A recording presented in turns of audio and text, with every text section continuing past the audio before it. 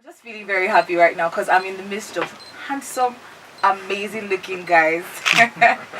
So I announced earlier that Suits will be here by 1 from 1 to 1:30, and they're in the studio looking gorgeous.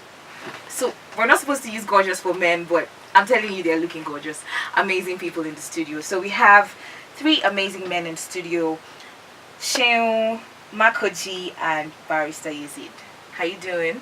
I'm fine. We're good. You're good. Good. You're right. All right. So what you all want to talk to us about today? Basically, I want to introduce the initiative itself. All right. So my name is Barrister Yazeed Yakubu. Okay. It's an initiative of Yaz Media, powered by the Lawlords, with the main aim of influencing the narrative of law currently being peddled in our society.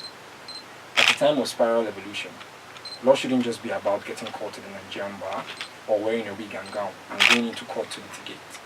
It shouldn't just be about drafting processes or becoming a senior advocate of Nigeria or a member of the bench. As the ever-dynamic world we live in keeps on evolving, the law has evolved drastically, and it is time to evolve with it. God forbid for us to remain liquid in a time where the world is evolving. We would be as liquid as the way liquid substance takes the form of whatever it's being put in. We would not be left behind. The law to so many is a mechanism that constitutes the ground norm of every society, but in real time it has become a way of life. It is a weapon that if wielded properly by its custodians will pave a way towards prosperity. So I say, like the groundnut seller on the streets of Abuja, it is high time we peddle a narrative till everyone in our society consumes it, and the narrative we are proposing is suits. That's very interesting.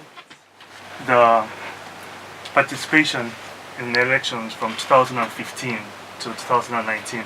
I'm going to focus more on the voters' turnout in this aspect, because 2015 there was kind of a desperation for a change of government. That mantra, change, was in the air, and everyone wanted to go out and vote.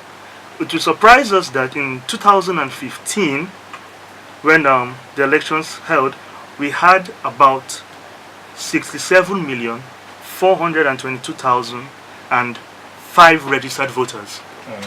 And that was the highest number of registered voters between 1999 and 2015.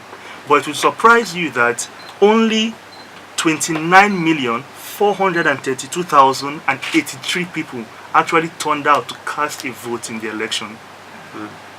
This raises a lot of concern, because with the years we see higher numbers of registered voters. There's been an increase every year. Between 2015 and 2019, there's been almost a double increase, because in 2019 we had 84 million voters, 84 million registered voters in 2019, and unfortunately only 28 million of those registered voters actually cast a vote in the elections. That's an even lower turnout. So where are the citizens? Where are the citizens? Where do you vote? That's the problem, because when you look at it, you see that the problem is not that Requirement to vote. I mean, it's barely a requirement to even run for office. I think you need a secondary school certificate to run for office. So why should we now use education to disqualify voters? And even abroad in developed countries, you can see people like Mark Zuckerberg, the likes of Bill Gates. They are dropouts and they're billionaires. So education definitely doesn't speak to anything. You can look at sports stars, you can look at artists, musicians. They've gotten to the pinnacle of their careers without education. So why should you now exclude people from voting because of their level of education? What we should do is inform people more on the power of their votes, why they shouldn't sell their votes for food. And I think that's a poverty thing. It's not even about education. It's the fact that they can be bought. It's not that they don't know what is right. So yeah, education definitely shouldn't be a factor in choosing how or when people should vote. I think age is the only defining factor. I think the current age is set at, is it 16 or 18? I think 18, yeah. So 18, and I think that's all.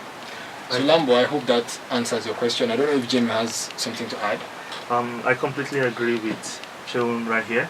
Education should not be one of the requirements for you to vote in an election.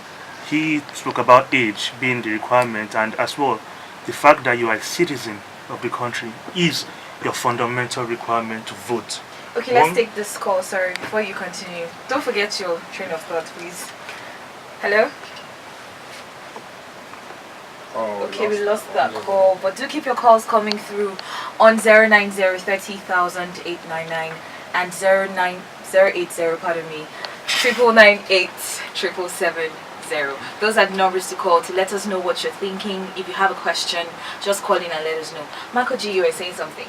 Well, yes. So your citizenship is your fundamental ticket to vote in any election, and then once you reach the eligible age of 18, like my friend here said, then